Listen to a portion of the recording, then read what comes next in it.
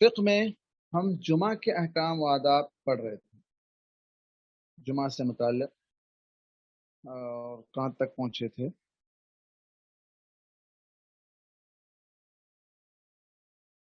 جمعہ میں باتیں کرنا منع ہے، یہاں تک 6ویں پوائنٹ تک ہم پہنچے تھے۔ اس کے بعد جمعہ کا خطبہ مختصر ہونا یہ بھی ہو گیا تھا، خطبے کا طریقہ بھی ہو گیا تھا۔ مولانا السلام علیکم۔ السلام۔ مولانا میرا سوال ہے کہ مطلب اس سے تھوڑا ہٹ کے مگر فرشتوں کے متعلق ہی ہے۔ میں پرسوں ایک بیان سن رہا تھا یوٹیوب میں، تو ایک مولانا بول رہے تھے کہ موسیٰ علیہ السلام نے جو بھی ملک الموت ہے ان کی روح نکالنا ہے تو ان کو چاٹا، مطلب ان کو مار کے بھیج دیا، تو یہ کیا صحیح ہے یا مطلب ایسے ہی بول دیا مولانا؟ صحیح ہے غالب، لیکن وہاں جو واقعہ مشہور ہے اس کے اندر یہ تھا کہ وہ موت سمجھ رہے تھے کہ موت ٹالی جا سکتی ہے، انہوں نے اللہ تعالیٰ سے جو ہے نا وقت مانگا، تو کہا کہ 40 سال یا کچھ ایئرس وہاں پر بتائے جاتے ہیں۔ ارے میں اس لیے پوچھ رہا ہوں کہ سوال وہ مطلب فرشتوں کو انسان مار سکتے ہیں کیا؟ ایسا مطلب موسیٰ علیہ السلام کا معاملہ تھوڑا الگ تھا، آپ جانتے ہیں ان کی طاقت کا اندازہ، ایک انسان کو تھپڑ مارے اور وہ مر گئے۔ موسیٰ علیہ السلام کا معاملہ تھوڑا سا الگ تھا، اور چونکہ نبیوں کے سامنے جیسے کہ فرشتوں کا آنا جانا یہ سب چیزیں تو لگی ہوئی تھی، اللہ عالم کس حد تک سے میں دیکھتا ہوں اس کو، تھوڑا پھر آپ کو آئندہ بتاؤں گا انشاءاللہ، آئندہ درس میں انشاءاللہ۔ جزاک اللہ خیر۔ جمعہ کے لیے نمازیوں کی کم سے کم تعداد کتنے لوگ ہونے سے جمعہ کی نماز قائم ہوگی؟ اب بہت سے لوگ ابھی بھی جو نا یہاں پر ہمارے ہندوستان کی اگر بات کی جائے، اگرچہ کہ لاک ڈاؤن دن کا ختم ہو گیا، لیکن پھر بھی اللہ تعالیٰ بہتر کیا ہمارے حالات ہے کہ مساجد میں جمعہ ابھی بھی قائم کرنے کی پرمیشن۔ شیخ معذرت کے ساتھ تھوڑی آواز آپ کی صاف نہیں آ رہی۔ کیوں بھائی ایسا کیوں ہو رہا؟ اندر باہر ہو رہی آواز، کبھی آ رہی کبھی نہیں آ رہی۔ ابھی صاف آ رہی؟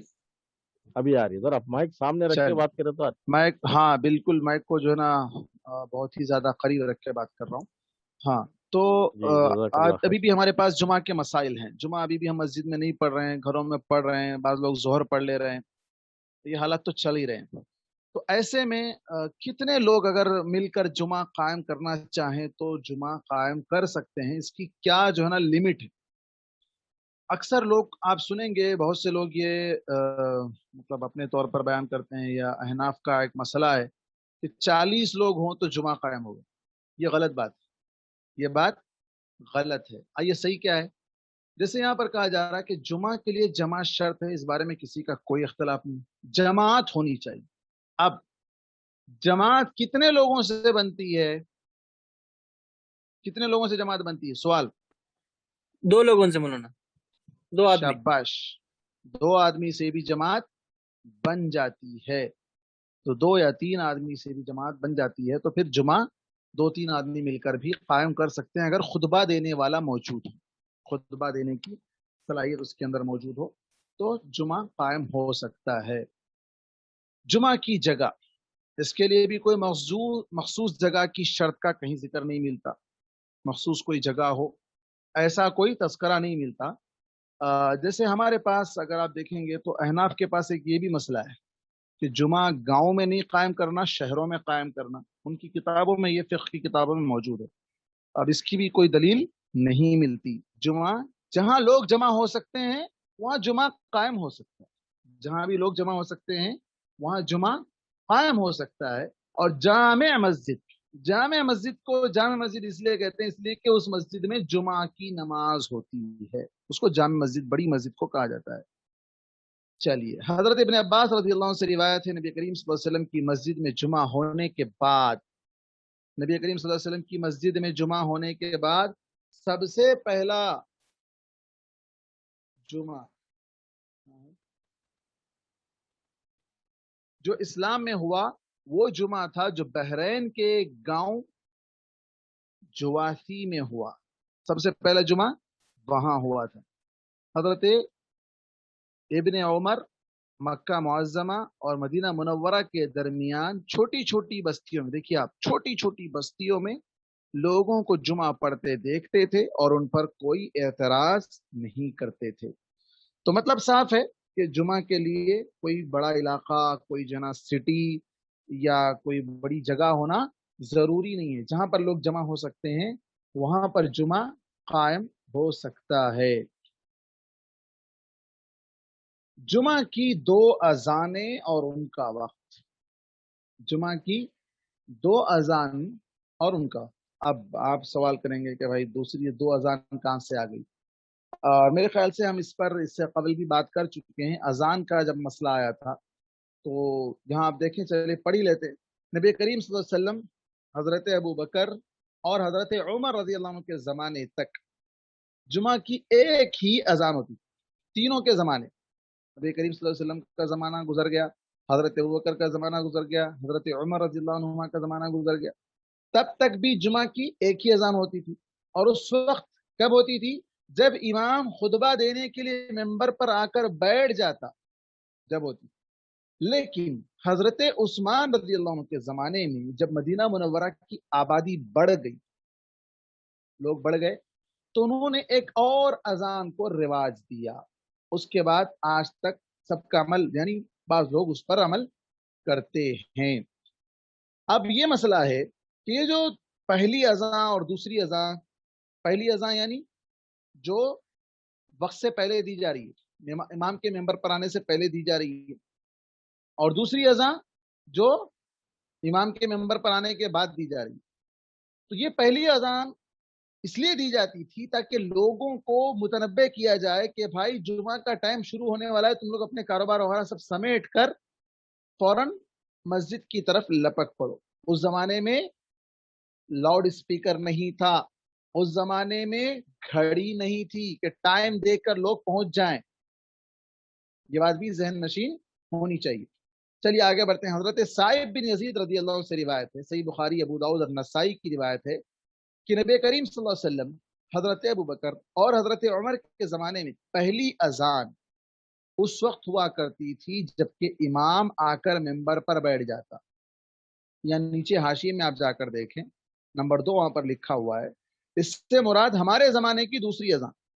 پہلی اذان دوسری اذان حضرت عمر، ابو بکر اور حضرت خود اللہ کے رسول کے زمانے میں، یعنی اس سے مراد اذان تھی. اور دوسری اذان اقامت کو کہا جاتا تھا. دوسری اذان اقامت کو کہا جاتا ہے. دیکھیے آپ آگے تیسری اذان کا بھی تذکرہ آتا ہے تو آپ لوگ پریشان ہو جائیں گے. پہلی اذان اس وقت ہوا کرتی تھی جبکہ امام آ کر ممبر پر بیٹھ جاتا.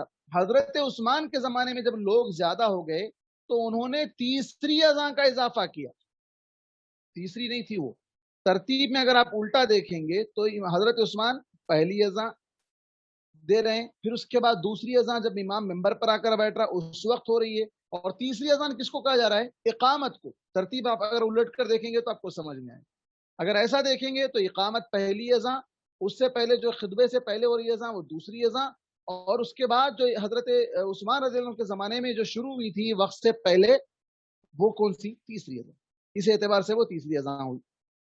جو زورا ایک علاقہ ہے مسجد کے دروازے کے قریب بازار میں، ایک بلند جگہ ہے، اس جگہ پر کھڑے ہو کر وہ اذان کہی جاتی تھی. اب یہ مسئلہ اختلافی مسئلہ جو آج تک بنا ہوا ہے، ہمیں اللہ کے رسول صلی اللہ علیہ وسلم کے طریقے کو اپناتے ہوئے ایک ہی اذان دینا چاہیے. چونکہ آپ صلی اللہ علیہ وسلم کے زمانے میں، حضرت ابو بکر رضی اللہ عنہ کے زمانے میں، حضرت عمر رضی اللہ عنہ کے زمانے میں اس کی ضرورت محسوس نہیں ہوئی تھی. حضرت عثمان رضی اللہ عنہ اس کو ضرورت سمجھ کر انہوں نے اس کو جائز یا رواج دیا تھا، سنت سمجھ کر رواج نہیں دیا تھا. اس زمانے کی ضرورت سمجھ کر. آج وہ ضرورت ختم ہو گئی، سب کے پاس گھڑی آ گئی، سب کے پاس اور لاؤڈ اسپیکر آ گیا، وقت سے پہلے آپ کو الارم ہو جاتی ہے، پتہ چل جاتا ہے جمعہ کب شروع ہونے والا ہے، کیا ٹائم سے شروع ہونے والا ہے. پھر اس کی ضرورت نہیں ہے. اب بعض لوگ یہ بھی اعتراض کریں گے مجھ سے کہ بھائی حرمین میں ہوتی ہے، حرمین میں ہوتی ہے. حرمین میں بعض چیزوں کو آپ جانتے ہیں، اخف الضررین ایک قاعدہ ہے فقہ کا. کیا معنی اس کا؟ दो बड़े नुकसान में से एक हल्के नुकसान को बर्दाश्त कर लिया जाए। बड़ा नुकसान क्या था? आप जानते हैं मलिक सऊद की हुकूमत कायम होने से पहले काबतुल्लाह के अंदर 4 मुसल्ले लगते थे। चारों मसलक के लोग अलग अलग इमाम को मनाकर नमाज अपनी अपने हिसाब से नमाज पढ़ते थे।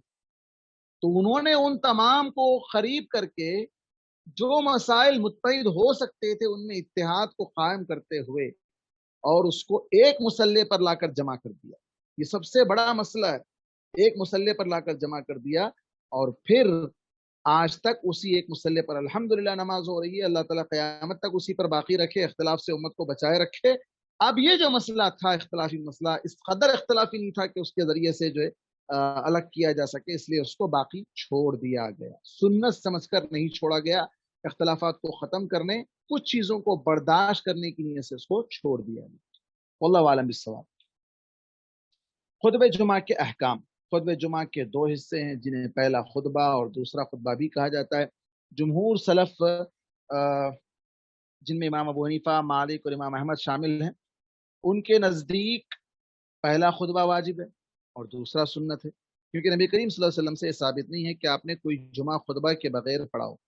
खुतबे से मुराद जो जैसे इससे पहले भी गुजरा खुतबा कैसे होना चाहिए, बल्कि ये बातें गालिबन हो गई थी मेरे ख्याल से, वल्लाहु आलम। शहादत और ये खुतबे का तकरीबन हो गया था, ये मसला छूट गया था, इसलिए मैंने इसको लाया है अजान और इसके मसले में। और ये तशहुद यानी शहादतें वगैरह का मसला हो गया था और खुतबा मुख्तसर होना चाहिए, ये भी हो गया था। हाँ, इसके बाद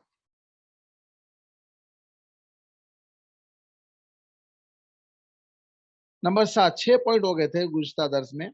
खुतबे के दौरान लोगों का इमाम से ज्यादा करीब होना और उसकी तरफ रुख करना मुस्तहब है। लोगों को दूर दूर नहीं बैठना चाहिए, ये बात भी हो गई थी। और आज हमारे दौर में फैन और टेका वगैरह देखा जाता है, इससे इज्तनाब करना चाहिए। हजरत समूरा बिन जुंदब रज़ियल्लाहु अन्हु से रिवायत है कि नबी करीम सल्लल्लाहु अलैहि वसल्लम ने फरमाया, अल्लाह के जिक्र की तरफ आओ, इमाम के करीब होकर बैठो, इसलिए कि इंसान दूर होता रहता है यहाँ तक कि वो जन्नत में भी देर से दाखिल होता है, अगरचे दाखिल हो जाता है। ये रिवायत अगरचे मुनक़ते है, लेकिन इमाम के करीब होकर बैठना सुन्नत सबके नज़दीक मुस्तहब है। इसके बाद 8वां मसला है, ये भी बहुत अहम मसला है।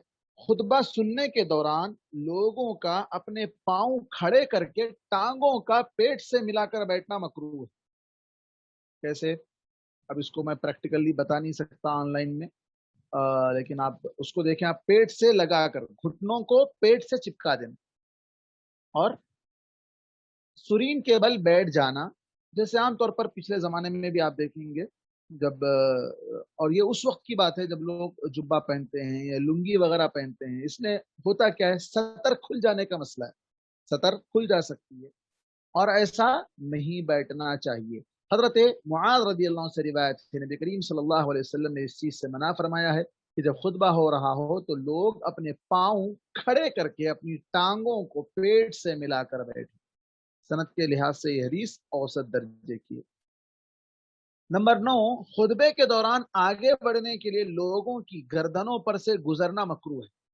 अब ये भी मसला है, पहले लोग आते हैं, वो आगे अगर बैठेंगे तो बाद में आने वालों को ये अमल करने की नौबत नहीं आएगी। लेकिन हमारे लोग जो पहले आते हैं वो टेका लेकर पीछे बैठ जाते हैं, वो फैन देकर बैठ जाते हैं, तो फिर बाद में आने वाले लोगों को इन्हें हमारे हैदराबादी अंदाज में क्या बोलते हैं, उंगल कर जाना, उसको गर्दन फलांग कर जाना, ये तरीका मकरूह है, दुरुस्त नहीं है। हजरत मुआज बिन अनस जुहनी रज़ियल्लाहु अन्हु अपने वालिद से रिवायत करते हैं, नबी करीम सल्लल्लाहु अलैहि वसल्लम ने फरमाया, जो शख्स जुमा के रोज लोगों की गर्दनों से गुजरता हुआ आगे गया, उसे जहन्नम का पुल बना दिया जाएगा।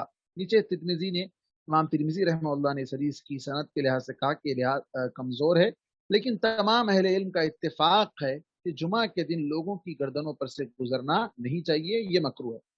नंबर 10, खुतबा सुनने के दौरान अगर कोई शख्स अपनी जगह से किसी जरूरत की वजह से उठ जाए तो दूसरे लोगों को उसकी जगह पर नहीं बैठना चाहिए, ताकि वो वापस आकर अपनी जगह पर बैठ सके, ना किसी को उठाकर उसकी जगह पर बैठना चाहिए। दो मसला है, ایک مسئلہ یہ ہے کہ کوئی آدمی اٹھ کر گیا، مثال کے طور پر کسی کا وضو ٹوٹ گیا فار ایگزامپل، وہ گیا وضو بنانے کے لیے، تو فوراً اگر وہاں پر دوسرے لوگ آ کر بیٹھ جاتے ہیں، نہیں بیٹھنا چاہیے، انتظار کرنا چاہیے، ہو سکتا ہے کہ وہ شخص آ کر وہاں پر بیٹھ جائے۔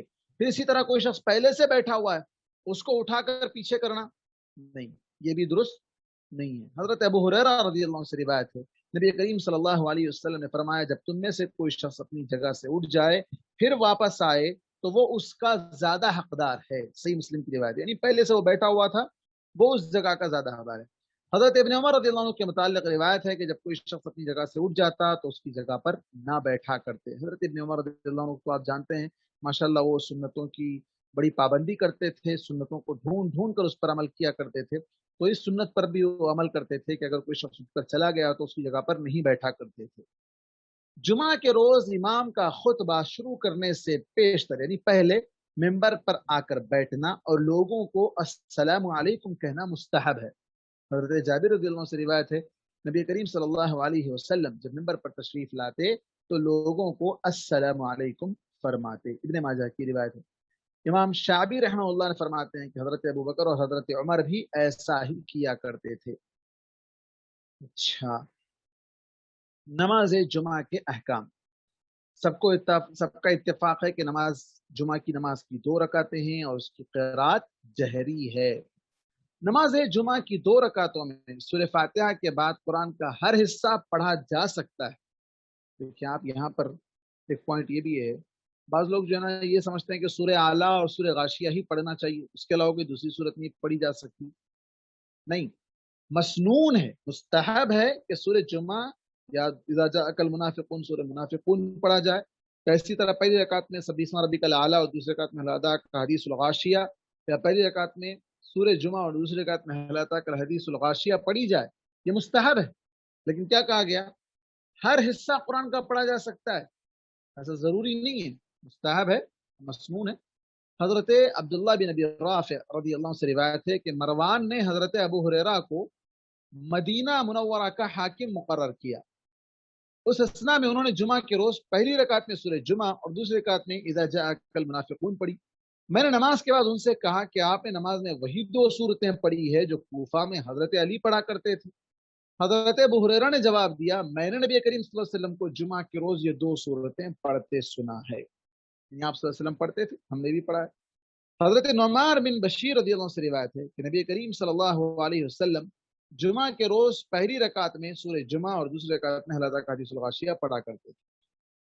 اب اس کے بعد ایک اور مسئلہ ہے جو مختلف فی مسئلہ ہے، لیکن اختلاف اس کو کم کیا جا سکتا ہے کہ کتنی رکعتیں مل جانے سے جمعہ کی نماز مل جاتی ہے۔ ایک آدمی تاخیر سے آیا، لیٹ سے آیا، جمعہ کی نماز میں پہنچا، خطبہ بھی ہو گیا، نماز شروع ہو گئی، بلکہ پہلی رکعت ہو گئی، دوسری رکعت ختم ہو گئی، رکوع ختم ہو گیا، سجدے میں آ کے ملا، تشہد میں آ کے ملا، تو کیا اس آدمی کی جمعہ کی نماز، جمعہ کا ثواب اس کو ملا یا نہیں ملا؟ اس میں جمہور کس کو کہا گیا؟ امام مالک، امام شافعی اور امام احمد بن حنبل، یہ تینوں ایک طرف ہیں، اور امام ابو حنیفہ اور علماء اہل حدیث ایک طرف ہیں۔ کیا کہتے ہیں کہ یہ لوگ پہلے جو جمہور ہیں یہ کہتے ہیں کہ جو شخص جمعہ کی 1 رکعت پالے تو وہ 1 اور رکعت پڑھے گا، یعنی 2 رکعت پڑھے گا جمعہ کی رکعت سمجھ کر، اور اس کی نماز جمعہ کی ہو جائے گی۔ لیکن جو شخص دوسری رکعت میں رکوع کے بعد شامل ہوا، دوسری رکعت میں رکوع کے بعد شامل ہوگا تو وہ امام کے سلام پھیرنے کے بعد 2 کے بجائے 4 رکعتیں پڑھے گا اور اس کی نماز ظہر کی ہوگی۔ یہ پہلا قول۔ ان کی دلیل کیا ہے ہم وہ بھی دیکھیں گے، اور دوسرا قول جو دوسرے لوگوں کا ہے جس میں علماء اہل حدیث بھی شامل ہیں، ان کا قول کیا ہے ہم اس پر بھی روشنی ڈالیں گے۔ حضرت ابو ہریرہ رضی اللہ عنہ سے روایت ہے، ان کی دلیل ہے، پہلے قول والوں کی دلیل ہے۔ حضرت ابو ہریرہ رضی اللہ عنہ سے روایت ہے کہ نبی کریم صلی اللہ علیہ وسلم نے فرمایا، جس شخص نے جمعہ کی دوسری رکعت کے رکوع کو پا لیا اسے 1 اور رکعت پڑھ لینی چاہیے، لیکن جس نے دوسری رکعت کا رکوع بھی نہ پایا ہو اسے 4 رکعتیں پڑھنی چاہیے۔ اب اس حدیث کی سند کو لے کر بڑا اختلاف ہوا ہے، اس حدیث کی سند میں کمزوری ہے۔ اس حدیث کی سند حضرت ابو ہریرہ کی جو حدیث ہے علماء اہل حدیث کے نزدیک معتبر نہیں ہے، وہ حدیث کمزور ہے۔ اب آگے بڑھتے ہیں ان لوگوں کے مسئلے کو لے کر۔ دوسرا مسئلہ جو احناف کا ہے اور علماء اہل حدیث، دیکھو اس میں دونوں جڑے ہوئے ہیں، دونوں جڑے ہوئے، وہ کیا کہتے ہیں؟ ایک اور مشہور حدیث ہے، مشہور حدیث کیا ہے کہ جس شخص نے جماعت کا کچھ بھی حصہ پا لیا اس نے جماعت کو پا لیا۔ یہ حدیث صحیح ہے، یہ حدیث صحیح حدیث ہے کہ جس شخص نے جماعت کا کچھ بھی حصہ پا لیا اس نے جماعت کو پا لیا۔ یعنی سلام پھیرنے سے پہلے اگر کوئی شخص جماعت کو پا لیا تو اس نے گویا کہ جمعہ پا لیا، اس نے گویا کہ جمعہ پا لیا۔ اور یہ حدیث کی روشنی میں اب وہ لوگ جو پہلے قول والے ہیں وہ کہتے ہیں کہ نہیں یہ جمعہ پر فٹ نہیں ہوتی، دیگر نمازوں پر فٹ ہوتی ہے، تو کہا گیا کہ نہیں اس حدیث کے اندر جمعہ کی تخصیص کا تو تذکرہ نہیں آتا ہے، اور یہ حدیث جو تم جو جمعہ کے بارے میں ذکر کر رہے ہو اس حدیث کے اندر ضعف ہے، کمزوری ہے۔ ٹائم کیا ہوا صاحب؟ 1 منٹ باقی ہے۔ ہاں تو یہاں ہم روکتے ہیں، پیج نمبر 247 انشاءاللہ۔ اب اس میں کوئی سوال ہو تو سوال کر سکتے ہیں۔ شیخ احناف کے پاس یہ جمعہ کی جو دوسری امام جب خطبہ دے کے ایک بیٹھتے ہیں اور ان کے پاس سسٹم الگ ہے، یعنی انہوں خطبہ دینے کے لیے بیٹھے ہیں تو ان کے کان میں اذان دی جاتی ہے، کیا قصہ ہے؟ امام کے کان میں اذان دیتے بچے کو دیے جیسے۔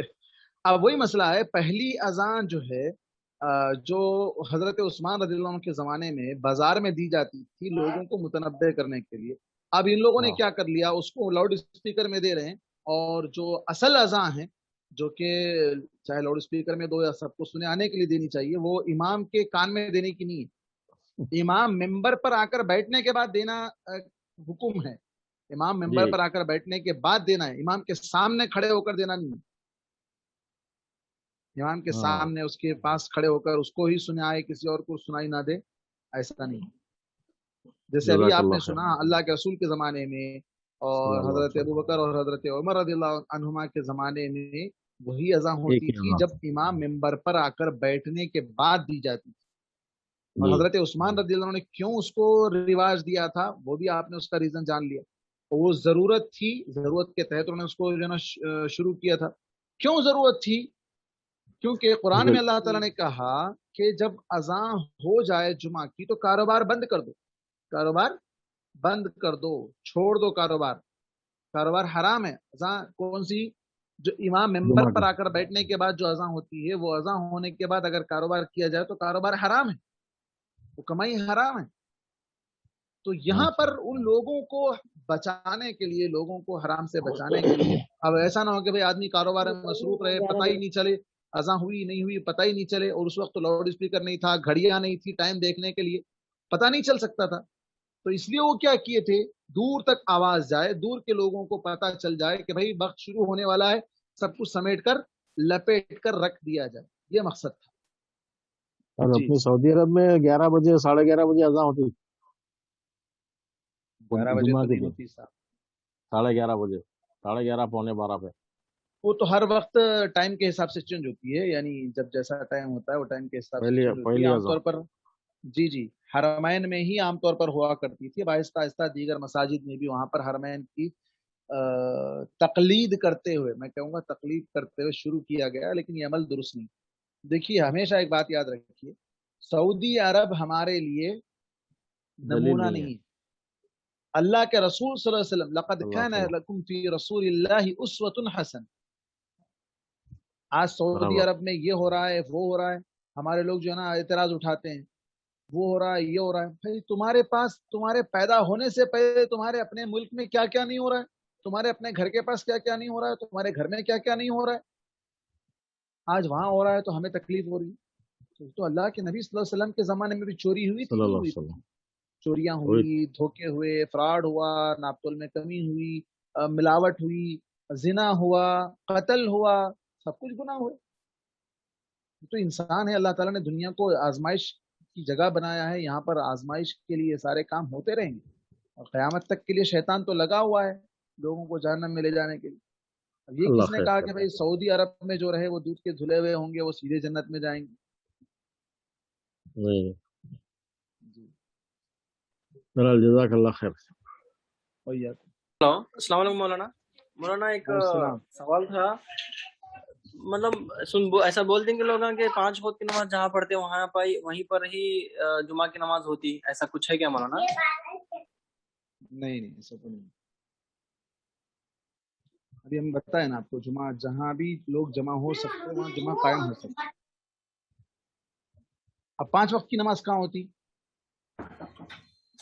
مسجد میں 5 نہیں مسجد میں گھروں نہیں. میں بھی ہوتی. سوال یہ ہے اللہ تعالیٰ نے پوری زمین کو سجدہ گاہ بنایا سجدہ اللہ گاہ کے بنا نبی صلی اللہ علیہ برابر. وسلم کے لیے. الحمدللہ.